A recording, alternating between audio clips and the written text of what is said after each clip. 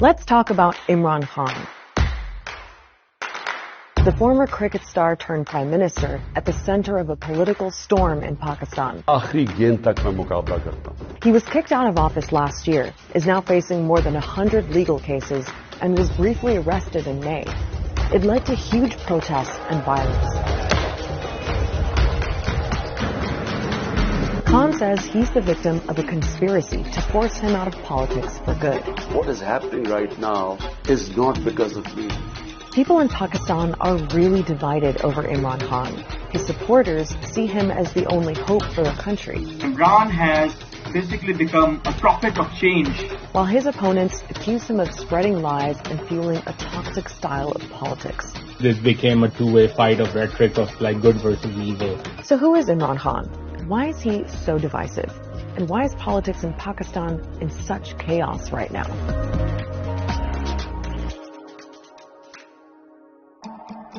First off, let's run through Imran Khan's backstory. He was born into an upper-class family in Lahore and went to an elite high school. He studied at Oxford University in England, but it was his cricketing career that made him into a superstar.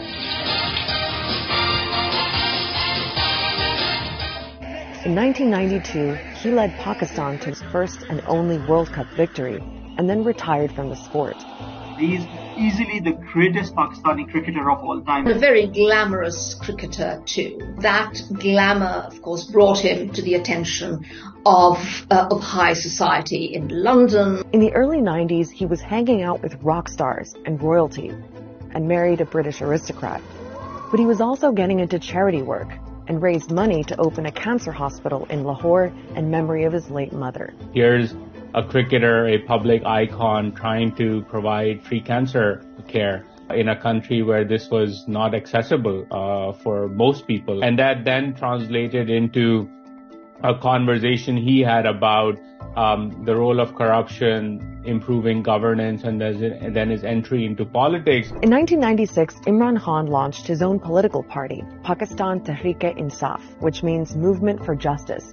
He styled himself as an outsider on an anti-corruption mission, but his political career didn't really take off until 2011. That's when he held 2 rallies in Lahore and Karachi. Tens of thousands of people showed up. He was promising to bring a new kind of politics to Pakistan. And 7 years later, that message helped him get elected as Prime Minister. मैं ये आपके सामने ये pledge करता हूं कि इंशाल्लाह ये एक बिल्कुल आप मुख्तलिफ किस्म की पाकिस्तान में गवर्नेंस देखेंगे. Now, until Khan came on the scene, Pakistani politics was dominated by 2 parties and 2 families.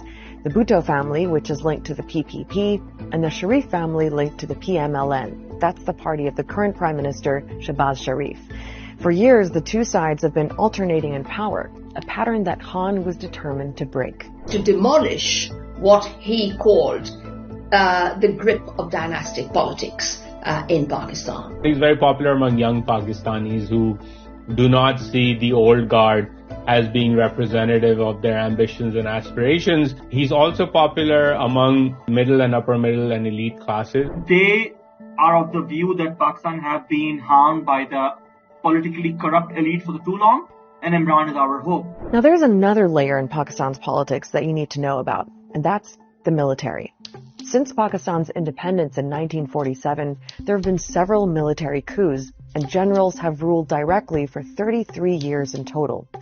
But when there's been a civilian government, the military still plays a big role behind the scenes. They have like such a strong influential meddling going on that no government in Pakistan really gets formed without their involvement. And it seems that was also the case for Imran Khan, that the military was pretty influential in his rise to power. This is something which is acknowledged by the military leadership of that time. People who have subsequently came out after the retirement and acknowledged and confessed that yes, we have helped Imran win. And Khan actually sold himself as a candidate who could work with the military.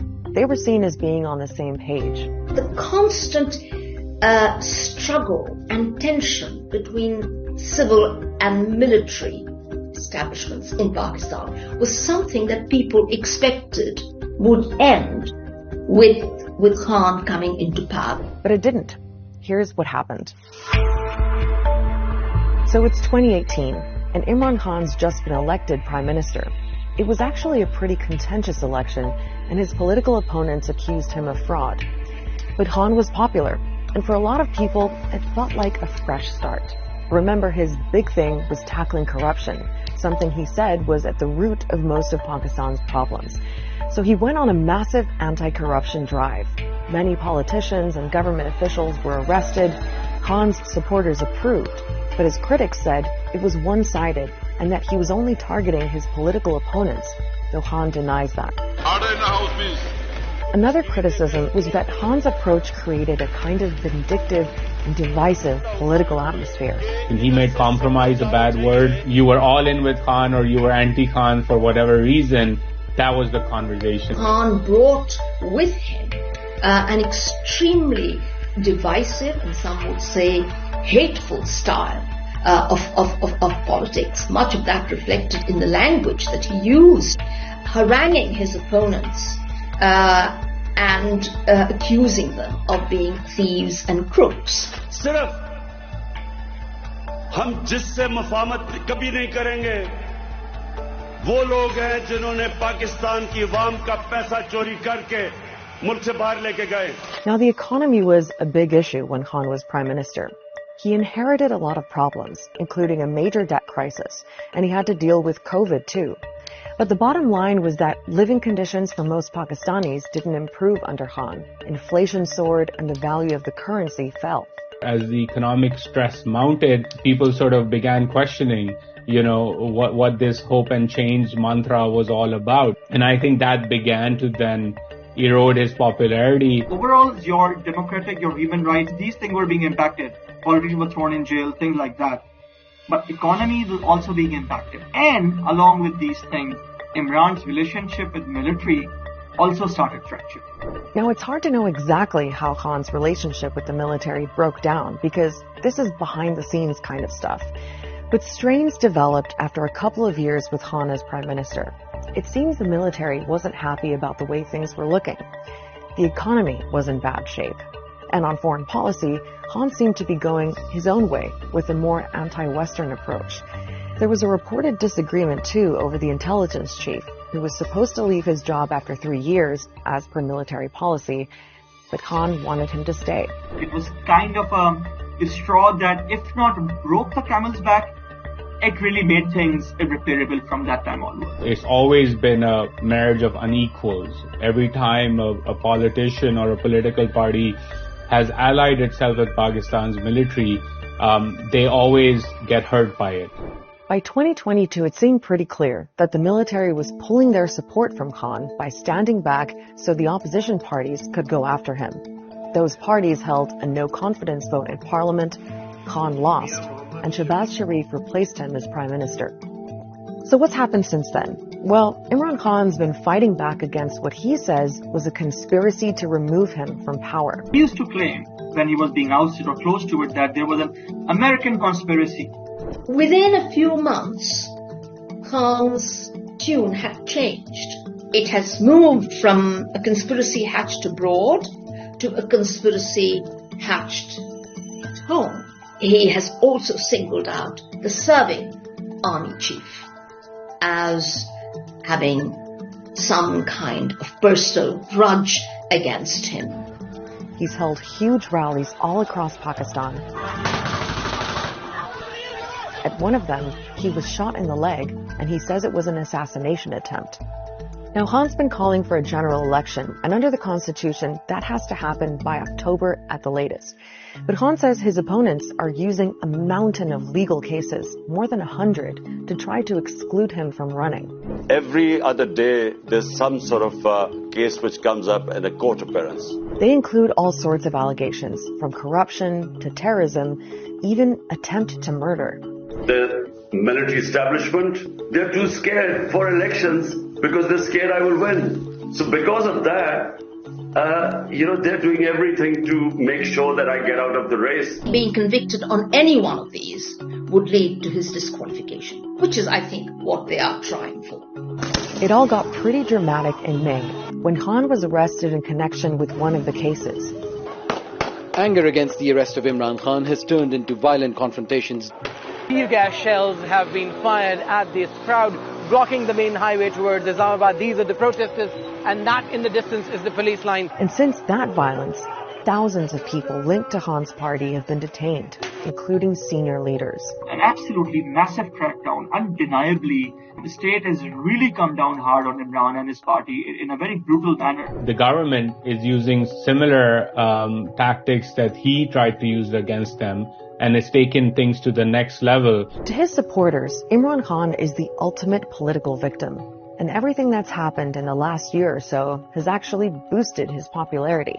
یہ لوگ جتنا اس کو دوبارہ نا اللہ اس کو اوپر لا رہا ہے, اللہ عزت دے رہا ہے اس کو, اللہ لانے والا. جو خان صاحب کرتے ہیں بالکل صحیح ہے, ہم تو اپنے لیڈر کے ساتھ ہیں. By all accounts, Imran Khan today is Pakistan's most popular politician. I think there is agreement that if elections were to be held tomorrow, he would win. So Imran Khan is as popular as he's ever been.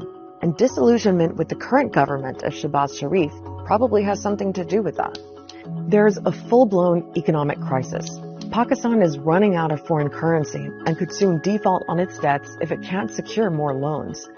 And millions of people are still dealing with the aftermath of last year's floods that left a third of the country underwater. So while this brutal political fight is going on, there are so many other urgent problems stacking up. 4 million people just over a few months have fallen below the poverty line. And I don't think any segment of elite society, politically or institutionally in Pakistan, and that includes the military, has an answer to solving these problems. And that's the real tragedy here. Complete chaos happening. And it's easy to blame Imran Khan for it, or military for it, or this class or that class. And all of these allegations have partial merits. But ultimately, the people who are suffering are the people of Pakistan, the country as a whole. Check out our last explainer on why Arab countries are cozying up to Syria's President Bashar al-Assad. And don't forget to subscribe so you don't miss the next episode of Start Here.